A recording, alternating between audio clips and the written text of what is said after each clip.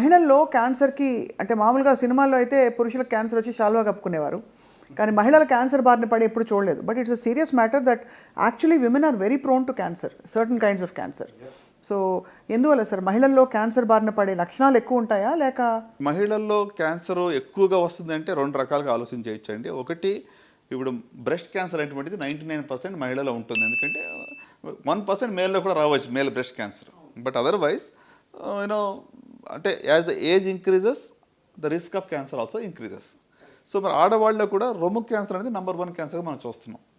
So వీళ్ళలో అంటే compared to men ఓవరాల్గా చూస్తే మనం నెంబర్ ఆఫ్ క్యాన్సర్స్ కంప్లీట్గా ఇద్దరిలో మనం చూసినట్లయితే విమెన్ అని కొంచెం తక్కువ అని చెప్పవచ్చు అలా చూస్తే. ఓ నిజంగానా? Okay sir. But in women కొన్ని క్యాన్సర్స్ అసలు ప్రివెంటబుల్. ఇప్పుడు రొమ్ము క్యాన్సర్ కానివ్వండి, లేక సర్వైకల్ క్యాన్సర్ గురించి మనం ఇందాక మాట్లాడుకున్నాం కదా, ఈ రెండు మోస్ట్ కామన్. నెంబర్ 1, నెంబర్ 2 ఆడవాళ్ళ ఉండేటువంటివి బ్రెస్ట్ అండ్ సర్వైకల్ క్యాన్సర్.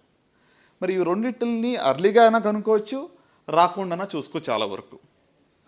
మరి ఈ రెండు ఇంత ఈజీ టు డూ. ఇవి కాకుండా ఓరల్ క్యాన్సర్స్ ఉన్నాయి, లంగ్ క్యాన్సర్ ఉంది, పెద్ద క్యాన్సర్ ఉంది. అదే కాకుండా ఆడవాళ్ళు ప్రత్యేకంగా మనం అనుకుంటున్నాం కాబట్టి ఇటీవల మరి అర్బన్ ఏరియాలో ఎండోమెట్రియల్ క్యాన్సర్ అంటే గర్భాశయమిక క్యాన్సర్, ఇది యూట్రస్ క్యాన్సర్ అటువంటిది పెరుగుతూ ఉంది. Again it link to obesity, it link to hormonal imbalance.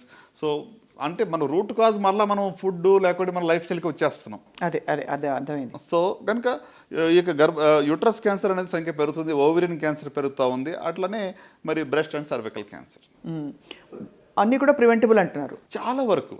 అంటే మోస్ట్ ఇప్పుడు ఓరల్ క్యాన్సర్ ప్రివెంటబుల్. ఆడవాళ్ళు కూడా పల్లెటూరులో మీరు చూస్తే టొబాకో చూయింగ్ కానీ స్మోకింగ్ కానీ చాలా ఇటీవల ఆడవాళ్ళని స్మోకింగ్ కొత్తగా స్మోక్ చేసేవాళ్ళు ఆడవాళ్ళు కూడా ఎక్కువ మంది కనబడుతూ ఉన్నారు. అంతే కదా. సో కనుక ఐ స్ట్రాంగ్లీ ఫీల్, నేను అనుకున్నది ఏంటంటే at least most common cancers, oral cancers, breast, cervical cancer, వీటిని మనం డెఫినెట్గా తగ్గించగలుగుతాం. అండ్ మీరు 40 సంవత్సరాలు దాటిన వాళ్ళందరూ కూడా పరీక్షలు చేయించుకోవాలి సార్ యాన్యువల్గా? అంటే ఏ సైట్ దాన్ని బట్టి స్క్రీనింగ్ ఉంటుంది. సర్వైకల్ క్యాన్సర్, గర్భాశయ ముఖద్వారపు క్యాన్సర్కి అబౌట్ 21 ఇయర్స్ ఓహో ఉన్నవాళ్ళు ఒక్కసారి ప్యాప్స్మియర్ చేయించుకుంటే నెక్స్ట్ 3 ఇయర్స్ వరకు ఏం చేయక్కర్లేదు. లేదా హెచ్పివి డిఎన్ఏ టెస్ట్ అని ఒకటి ఉంటుంది, అది చేయించుకుంటే 5 ఇయర్స్ వరకు ఏం చేయక్కర్లా. సో ఇది ఫర్ సర్వైకల్ క్యాన్సర్, గర్భాశయ ముఖద్వారపు క్యాన్సర్కి.